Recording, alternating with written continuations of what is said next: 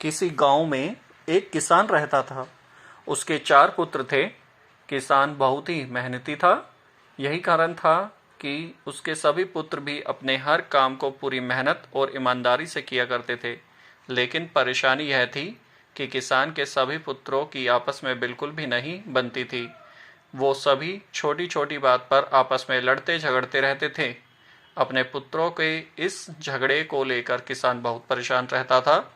किसान ने कई बार अपने पुत्रों को इस बात के लिए समझाने का प्रयास किया, लेकिन उसकी बातों का चारों भाइयों पर कोई असर नहीं होता था। धीरे धीरे किसान बूढ़ा हो चला, लेकिन उसके पुत्रों के आपसी झगड़ों का सिलसिला खत्म होने का नाम ही नहीं ले रहा था।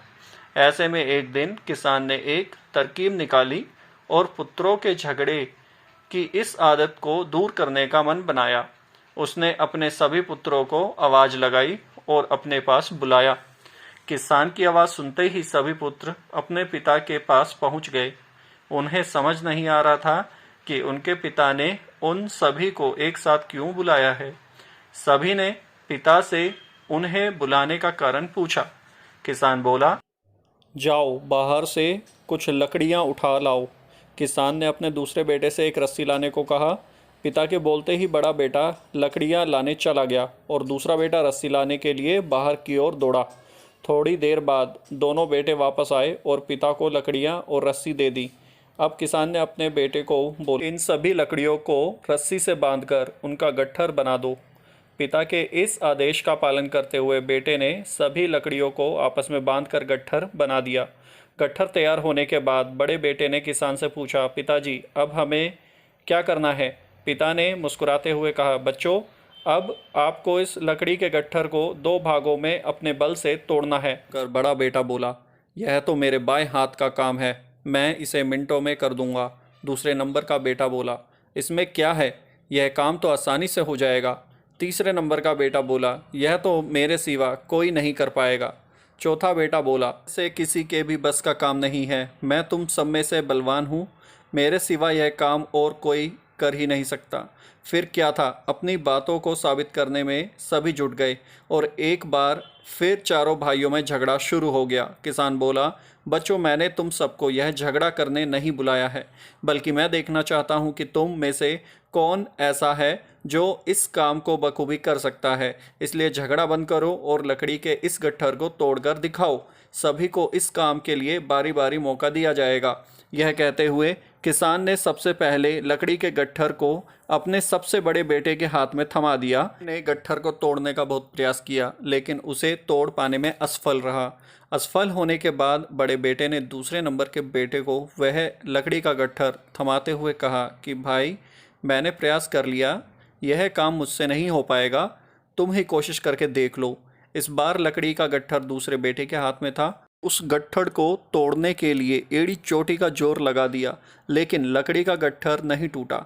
असफल होने के बाद उसने लकड़ी के गट्ठर को तीसरे नंबर के बेटे को दे दिया और कहा, यह काम बहुत कठिन है, तुम भी कोशिश कर लो। इस बार तीसरे नंबर के बेटे ने भी अपनी पूरी ताकत लगा दी, लेकिन लकड़ी का गट्ठर बहुत मोटा था। इस कारण अधिक बल लगाने पर भी वह उसे तोड़ नहीं पा रहा था। काफ़ी मेहनत करने के बाद जब उससे भी यह नहीं हुआ, तो अंत में उसने लकड़ी के गट्ठर को सबसे छोटे बेटे के हाथ में दे दिया। अब छोटे बेटे की बारी थी। अपनी ताकत आजमाने की उसने भी काफ़ी प्रयास किया, लेकिन वह भी सभी भाइयों की तरह उस लकड़ी के गट्ठर को तोड़ने में असफल हुआ।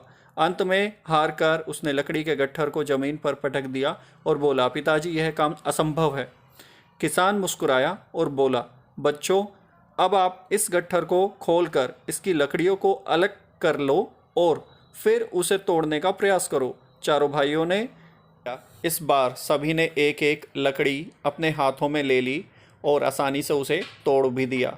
किसान बोला, बच्चों आप चारों भी इन्हीं लकड़ियों के समान हो, जब तक इन लकड़ियों की तरह साथ रहोगे तब तक कोई भी तुम्हें किसी तरह का नुकसान नहीं पहुंचा पाएगा, लेकिन अगर तुम लोग लड़ते झगड़ते रहोगे तो इन अकेली लकड़ियों की तरह आसानी से टूट जाओगे। किसान की यह बात सुनकर अब सभी बच्चों को समझ आ गया कि पिता उन्हें क्या समझाना चाहता है।